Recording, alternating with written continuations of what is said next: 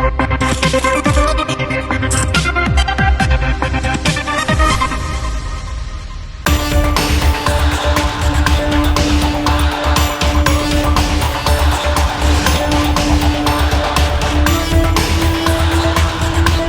sinetron Jonathan Frizzy atau yang akrab disapa Ijong resmi ditahan di Lapas Pemuda Kelas 2A Tangerang sejak 17 Juni 2025.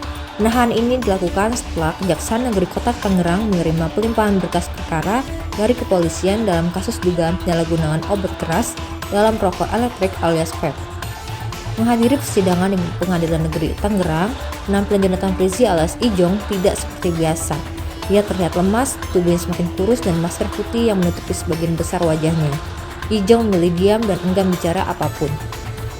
Menurutnya bobot tubuh Ijong selain karena sakit kanker yang diderita, juga karena tertekan dengan penahan dirinya akibat terjerat kasus penyelundupan vape berisi etomidate. Soal kondisi kesehatan Ijong yang sebelumnya sempat diragukan, namun semuanya sudah dicek lengkap. Meski begitu, Finish menjentak paman Ijong mengakui kondisi Ijong sebenarnya belum sepenuhnya pulih.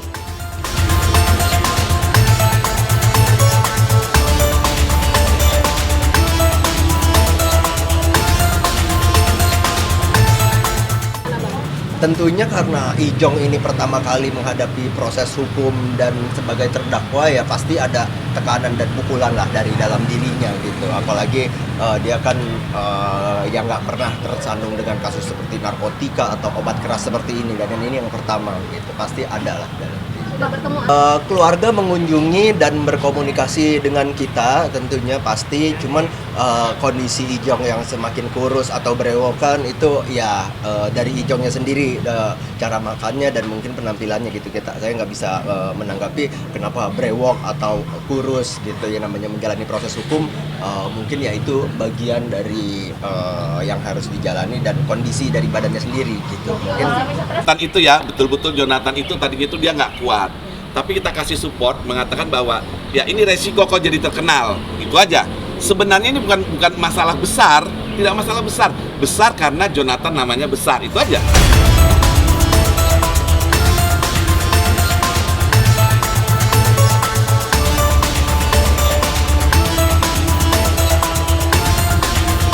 Ijong menyatakan akan terus kooperatif menjalani proses hukumnya dan dirinya pun minta doa agar bisa terus dikuatkan menghadapi permasalahan hukumnya.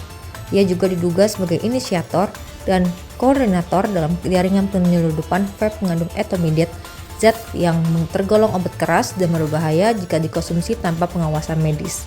Apapun kondisinya, Ijong harus menghadapi masalah hukum yang menjeratnya di saat kondisi kesehatannya tidak sedang baik-baik saja. Seperti diketahui, belum lama ini Ijong menjalani operasi wasir dan mengidap kanker usus.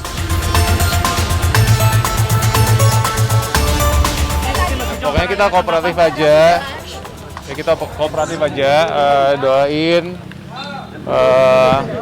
Aku pokoknya menjalani hukum ini kooperatif. Apapun informasinya nanti sama pengacara yang udah aku percayain aja ya. Orang saksi ya. Yang pertama itu saksi dari kepolisian ya, yang menerima laporan dari Bea Cukai, dan orang Bea Cukainya sendiri yang melakukan pencegahan terhadap cartridge yang 50 ya. Ya memang tadi dari saksi yang pertama kita mendapatkan banyak informasi ya, yang terutama itu buat kami sangat menguntungkan ya, di mana polisi itu juga pada saat melakukan penangkapan itu melakukan interogasi lah ya, secara lisan, dan di situ disampaikan bahwa memang Bahrul ini mendapatkan perintah dari saudari Erna ya. Kemudian dari keterangannya saudara Evan, memang saudara Evan yang memerintahkan saudara Erna. Itu dia. Jadi masalah perintah itu masih belum kelihatan nih dari keterangan saksi yang dimunculkan, bahwa perintah dari Ijong ini seperti apa itu belum nggak tergambar lah ya. Dan yang paling penting bahwa sebenarnya secara kasat mata kedua orang saksi ini menyatakan bahwa memang sangat sulit untuk mengetahui bahwa kandungan itu seperti apa, karena yang datang itu sebenarnya barang di dalam sebuah kemasan, yang di dalam kemasannya pun sebenarnya tidak ada tulisannya kandungannya itu mengandung etomidate. Nah ini yang menjadi hal yang paling penting dalam proses proses persidangan ini adalah bagaimana sebenarnya saudara Ijong ini patut diduga ya mengetahui bahwa barang itu sebenarnya mengandung etomiden, karena di dalam grup WA-nya pun tadi saksi yang polisi menyatakan bahwa dalam grup WA-nya pun tidak ada pembicaraan masalah etomiden, baik itu disebutkan secara langsung ya maupun dalam bentuk-bentuk kode. Biasanya apakah bisa dikenakan kepada Ijong ya kita serahkan nanti ke dalam proses hukum yang berjalan ya, tapi sampai dengan sejauh ini saksi dari polisi menyatakan bahwa perintah itu adalah dari Erna, dan Erna pun diperintah oleh Evan. Saya sebagai bapaknya, orang tuanya, sebagai pamannya, itu sebagai orang awam yang ngerti hukum ya. Jadi tidak seperti apa yang diberitakan sebenarnya kejadiannya ya. Saya mau kasih tahu kronologisnya bahwa Jonathan itu diminta tolongin untuk mengambil just tip ya. Just tip berupa vape dari Kuala Lumpur. Kalau saya pribadi ini memang dijebak. Saya pribadi mengatakan ini jebak ya, ini dijebak, dan saya tahu siapa yang jebak. Ya, saya tahu siapa yang jebak karena berapa kali juga saya ketemu itu orang, saya sudah tidak feeling sama dia. Cuman ya, saya tidak mau menyangka, ini kan sudah masuk ke ranah hukum. Biar aja hukum yang membuktikan. Untuk bolak-balik check up sih untuk saat ini sudah tidak ya.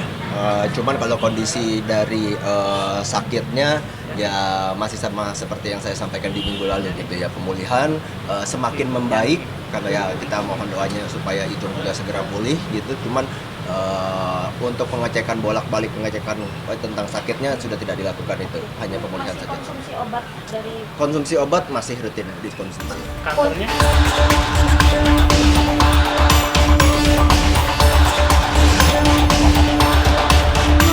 Kuasa hukum Ijong pun membantah Ririn Dwi Ariyanti terlibat dalam kasus hukum Ijong terkait penyalahgunaan obat keras lewat media vape. Ia juga menyatakan Ririn memang tidak mengetahui sama sekali bisnis yang dijalani kekasihnya itu. Ketika mengunjungi Ijong di tahanan, Ivan mengungkapkan artis sinetron terkenal itu selalu membawakan makanan untuk sang kekasih, dan menegaskan bahwa isu yang menyebut Ririn pernah dilarang bertemu Ijong oleh pihak keluarga maupun Ijong sendiri tidaklah benar. Terkait status hubungan asmara Ijong dan Ririn, Ivan menegaskan pihaknya tidak berwenang untuk menjelaskan status hubungan keduanya.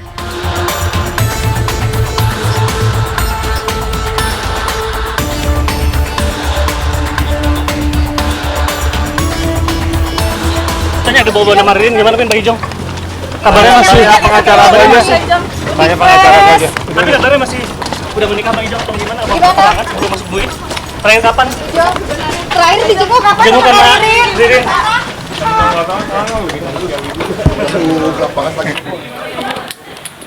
Tadi itu makanya ada kata-kata asisten Ririn. Tadi kalau kita cermatin lagi bahwa disampaikan itu dari hasil interogasi langsung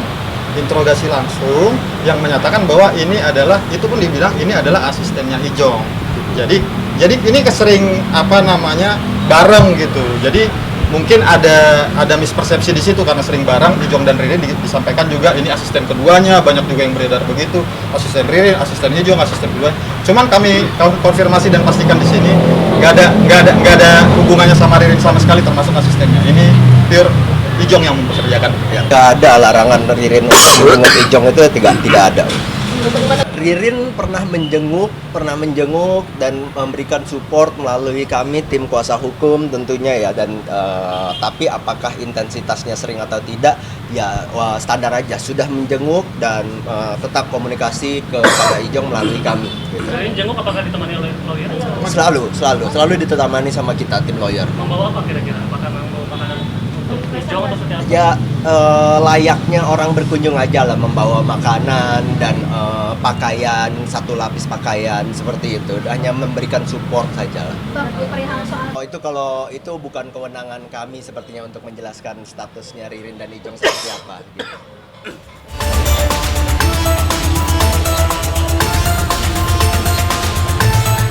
Ririn secara aktif memberikan dukungan moral dengan mengunjungi Ijong di rumah tahanan. Kunjungan ini dilakukan untuk memastikan Ijong tetap kuat menghadapi proses hukum yang sedang berjalan.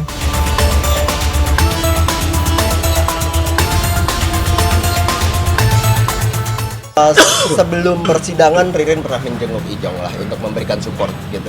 Kita belum dapat konfirmasi untuk hal itu setelah persidangan apakah Ririn menjenguk atau tidak. Cuman yang jelas Ririn dan keluarga intens berkomunikasi dengan kami memberikan support untuk Ijong. Pasti tidak terbayangkan sebelumnya oleh Ijong harus menjalani proses hukum hingga berada di dalam penjara. Hari-hari Ijong harus dilaluinya dengan keterbatasan, dia pun harus jauh dari keluarga dan orang-orang terkasihnya. Apalagi belum lama ini, Ijong tidak bisa ikut merayakan ulang tahun anak kembarnya yang ke-11 yang berada di tangan mantan istri, Dina Devanka. Tentu hal itu membuat Ijong tambah sedih dan terpukul.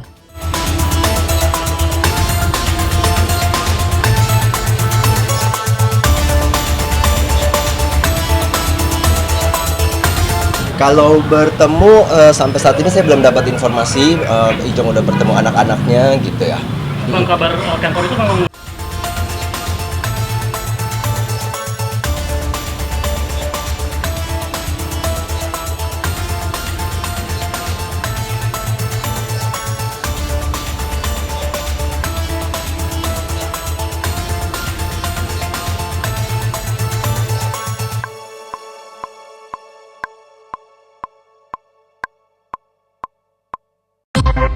Thank you.